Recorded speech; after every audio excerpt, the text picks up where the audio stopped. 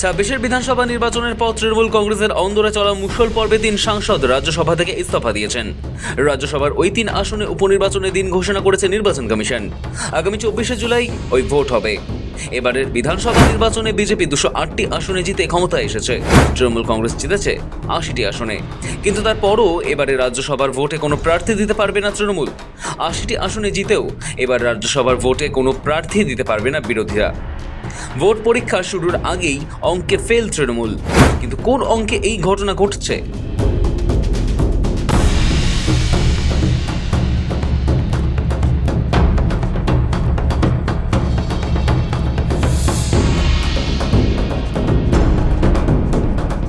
বাংলায় বিজেপি ক্ষমতায় আসার পরে এখন পশ্চিমবঙ্গ বিধানসভা শক্তির যে বিন্যাস হয়েছে, সেখানে এই 3টি আসনেই গেরুয়া শিবিরের জয় প্রায় নিশ্চিত।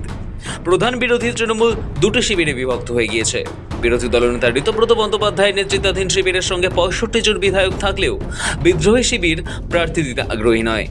ঋতব্রত সোমবার বলেছেন, বিধানসভায় এখন সংখ্যার যে বিন্যাস রয়েছে, সেখানে 3টি আসনে তৃণমূলের জয়ী হওয়ার পরিস্থিতি নেই। প্রার্থী দেওয়ার মতো বিধায়ক সংখ্যা নেই, তাই প্রার্থী দেওয়ার প্রশ্নও নেই। বিধানসভার যে সংখ্যার বিন্যাস, তাতে অল ইন্ডিয়া তৃণমূল কংগ্রেসের 3টে সিটের নির্বাচন হলে জেতবার কোনো পরিস্থিতি নেই।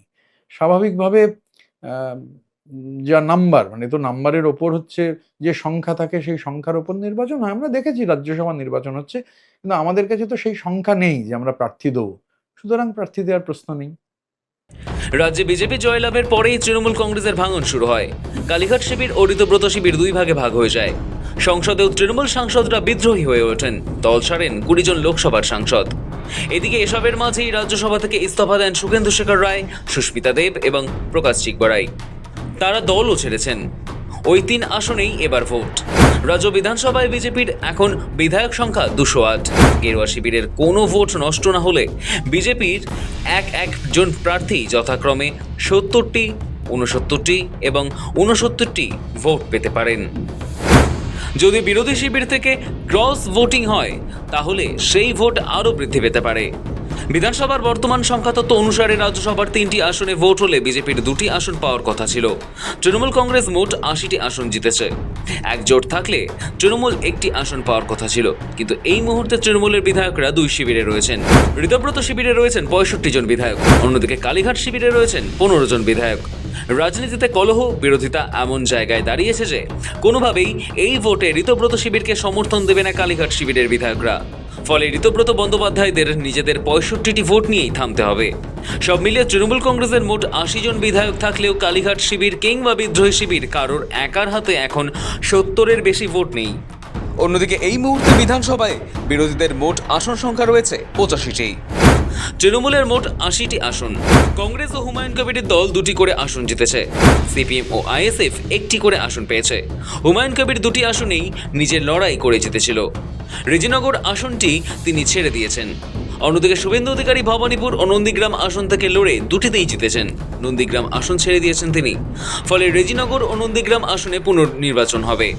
2টি আসন ফাঁকা থাকায় এই মুহূর্তে বিধানসভায় মোট বিধায়কের সংখ্যা 292। তারাই রাজ্যসভার ভোটে অংশ নেবেন। কোন অঙ্কে বিধানসভায় ফেল বিরোধীরা? রাজ্যসভার ভোটের হিসেব অনুসারে 292টি আসনকে 3 দিয়ে ভাগ করে 1 যোগ করতে হবে। সেক্ষেত্রে ফলাফল হবে 73 যোগ 1 = 74। কিন্তু জানা গিয়েছে এবার 3টি আসনেই আলাদা আলাদা করে ভোট হবে। প্রত্যেকটি আসনের জন্য পৃথক নোটিফিকেশন দেওয়া হয়েছে। যেহেতু সেপারেট ইলেকশন করার কথা জানিয়েছে নির্বাচন কমিশন, সেক্ষেত্রে 3 জন প্রার্থীর প্রত্যেকের জন্য 292টি ভোট ধরে 292 ভাগ 1 হয়। কিন্তু নির্বাচনী নিয়ম অনুসারে সঙ্গে আরও 1 যোগ করতে হবে, অর্থাৎ 292 ভাগ 2। এর সঙ্গে আবারও সেই রাজ্যসভার নির্বাচনী নিয়ম অনুসারেই আরও 1 যোগ করতে হবে। তাতে দাঁড়াচ্ছে 292 ভাগ 2 যোগ 1 = 147। তৃণমূল কখনো ওই অঙ্কে পৌঁছতে পারবে না। আরও জানা গিয়েছে এবার 3টি আসনের ভোটে পৃথক 3টি ব্যালট বক্স থাকবে। বিধানসভার আলাদা আলাদা ঘরে সেগুলি রাখা থাকবে। আলাদা হবে ব্যালট পেপারও। শুধু তাই নয়, নমিনেশন পেপারও আলাদা রঙের। বেগুনি কালির স্কেচ পেনের ব্যবহার হবে ভোটে। 1, 2, 3 করে প্রেফারেন্স ভোট দিতে হবে, টিকমার্ক বৈধ নয়। সব মিলিয়ে বিরোধীদের এবার কোনো সম্ভাবনাই নেই। 3টি আসনেই বিজেপি জয়লাভ করবে। পশ্চিমবঙ্গে বিধানসভার বর্তমানে যা অবস্থা, তাতে বিজেপি 3টি রাজ্যসভা আসনে প্রার্থী দেওয়ার পরে যদি বিরোধী শিবির থেকে কাউকে প্রার্থী করা হয়, তাহলে বিরোধীদের ঘর ভেঙে নিজেদের প্রার্থীদের জন্য ভোট জোগাড় করা বিজেপির পক্ষে খুব কঠিন হবে না। ব্যুরো রিপোর্ট, সময়, কলকাতা।